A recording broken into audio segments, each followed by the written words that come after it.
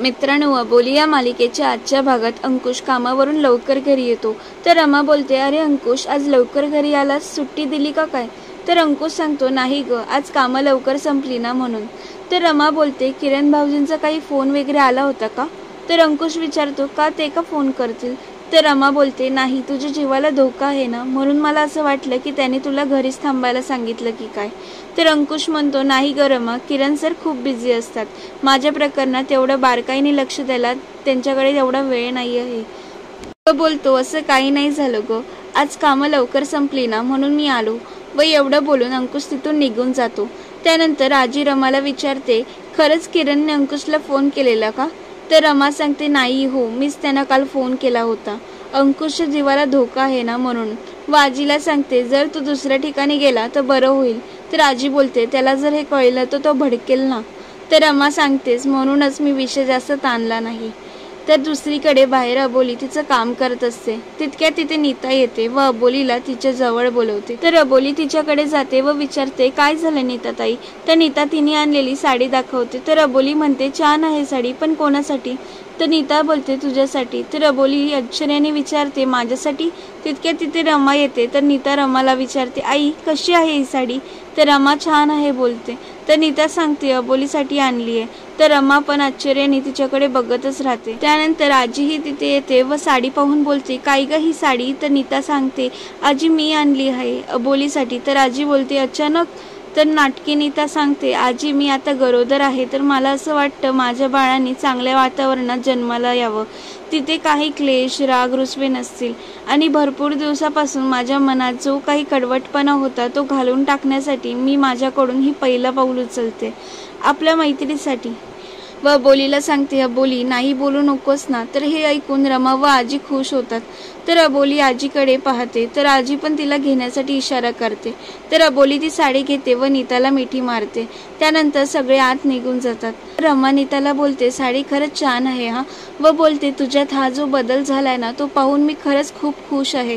तर नीता बोलते, आई तुला खरंच सांगू, मी जेव्हापासून प्रेग्नेंट झाली आहे ना तेव्हापासून मला अशाच चांगल्या चांगल्या फिलिंग्स येत आहेत. मला खरंच समजत नाही आहे मी एवढी इमोशनल का होते. व बोलते, आई मला असं वाटतं या जगात ना खूप प्रेम आहे आणि आपण देखील त्याचा एक भाग व्हावा. तर शरद मनात बोलतो, नीता एवढी ओव्हर ॲक्टिंग नको, पचेल एवढंच बोल.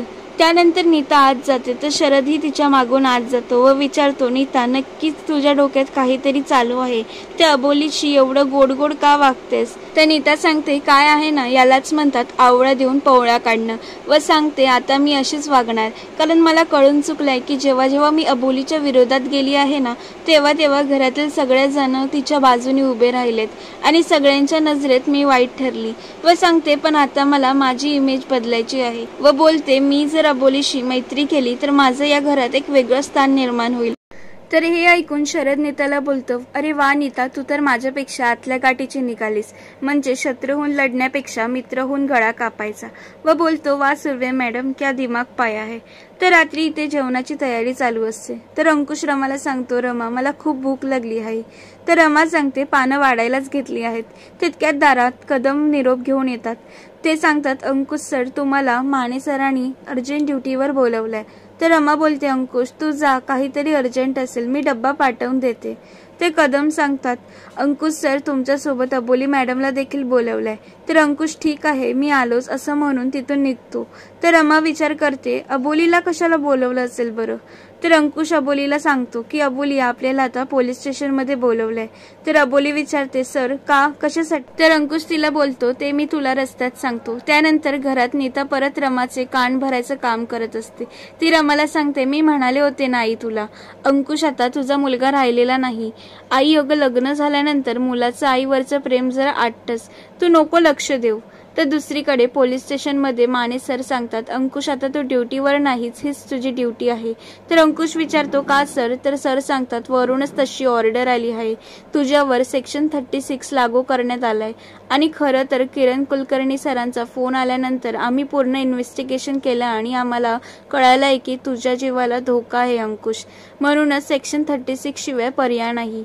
तर अबोली बोलते सेक्शन 36 म्हणजे काही दिवस सरांना आता अज्ञातवासात राहावं लागणार. तर सर सांगतात हो, अंकुशच्या सेफ्टीसाठी आम्हाला ते करावंच लागेल. तर अंकुश बोलतं हो अबोली, आणि मला या ऑर्डर्स फॉलो करावेच लागतील. जोपर्यंत माझ्या जीवाला धोका आहे तोपर्यंत मला त्या सेफ हाऊस मध्ये राहावंच लागेल, आणि तोपर्यंत आमची टीम ज्याच्यापासून आम्हाला धोका आहे त्यांना वाईप आउट करायचं काम करतील. तर सर बोलतात करेक्ट आहे, आणि अंकुशला सांगतात अंकुश तुला आता कोणाशीही कॉन्टॅक्ट साधता येणार नाही, आणि नाहीच तुला तुझा स्वतःचा फोन वापरता येईल.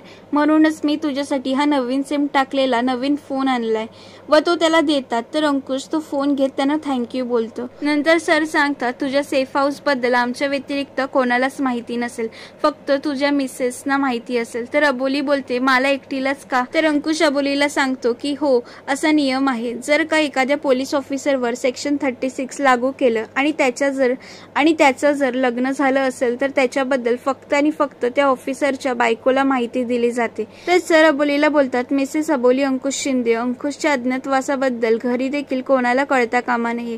जर घरी एखादी इमर्जन्सी आली तर तुम्ही फक्त पोलीस हेडक्वार्टरशी संपर्क साधू शकतात.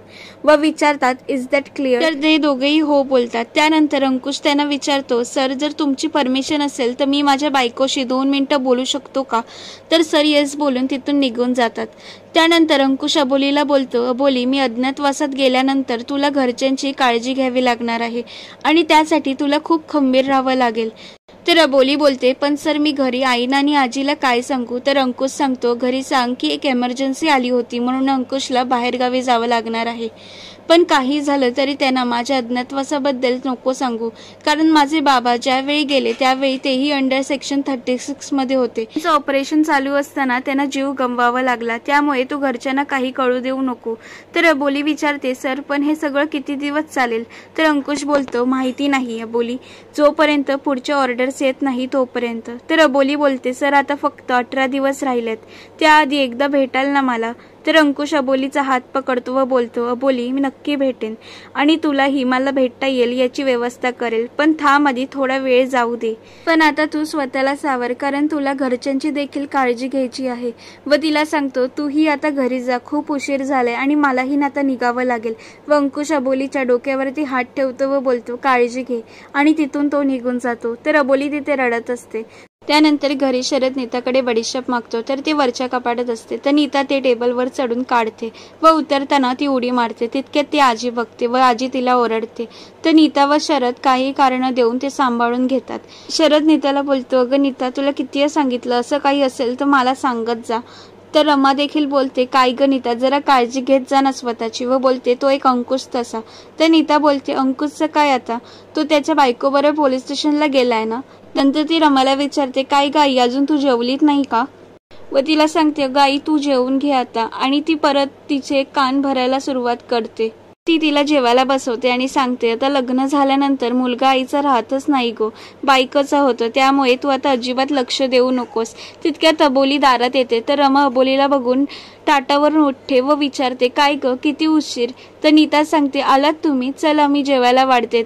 तर अबोली बोलते नाही नको जेवण. तर नीता बोलते म्हणजे बाहेर जेवून आलात का? व रमाला सांगते आई बघितलं मी बोलले ना तुला, चल आता जेवून घे. तर रमा तिचं काही ऐकत नाही व अंकुशला बघण्यासाठी बाहेर येते. तर रमाला अंकुश काही दिसत नाही. तर ती अबोलीला विचारते काय ग अंकुश कुठे? तर अबोली घाबरतच सांगते ते अंकुश सरांना स्पेशल ड्युटीसाठी शहराबाहेर पाठवलंय. तर रमा विचारते किरण भाऊजीने पाठवलं का? तर अबोली बोलते हो बहुतेक त्यांचाच फोन आला होता. तर रमा खुश होते व आजीला सांगते आई मी बोलले होते ना तुम्हाला. तर आजी सांगते झालं ना तुझ्या मनासारखं? तर रमा हो बोलते व विचारते काय ग कुठे गेलाय तो, आणि सामान नाही नेलं ते? तर अबोली सांगते सर म्हणाले जिथे जातोय तिथे सामान देतील ते, आणि ते बहुतेक काश्मीरला. तर रमा खुश होते व बोलते बरं झालं आता काही दिवसांसाठी का असे ना इथल्या कटकटीपासून तो लांब गेला. व बोलते बरं चला आता मी सुखाने जेवू शकते. त्यानंतर नीता अबोलीला विचारते काय ग अबोली अंकुश काश्मीरला नक्की कुठे गेलाय? तर अबोली सांगते ते मला नक्की माहित नाही, आणि नीताला बोलते चला मी पण आता झोपायची तयारी करते. तर नीता तिथून जायला निघते व मनात बोलते या काश्मीरच्या प्रकरणात काहीतरी काश्मीरी पुलाव शिजतोय, थोडे दिवस थांब अबोली मला याचा वास लागेलच. तर पुढील भागात अंकुश अबोलीला कॉल करतो तर अबोली सांगते, सर मी इथे सगळ्यांची काळजी घेते, फक्त तुम्ही तुमची काळजी घ्या. तर दुसरीकडे नीता प्रतापरावांना कॉल करते व विचारते, अंकुशला तुम्हीच काश्मीरला पाठवलं का? तर प्रतापराव धक्क्याने विचारतो, काय अंकुश काश्मीरला गेलाय? अंकुशला असं वाटतं की कोणीतरी त्याच्या घरात आहे म्हणून तो गन घेऊन रेडी राहतो. तर मालिकांचे असेच अपडेट जाणून घेण्यासाठी चॅनलला सबस्क्राईब करा. धन्यवाद.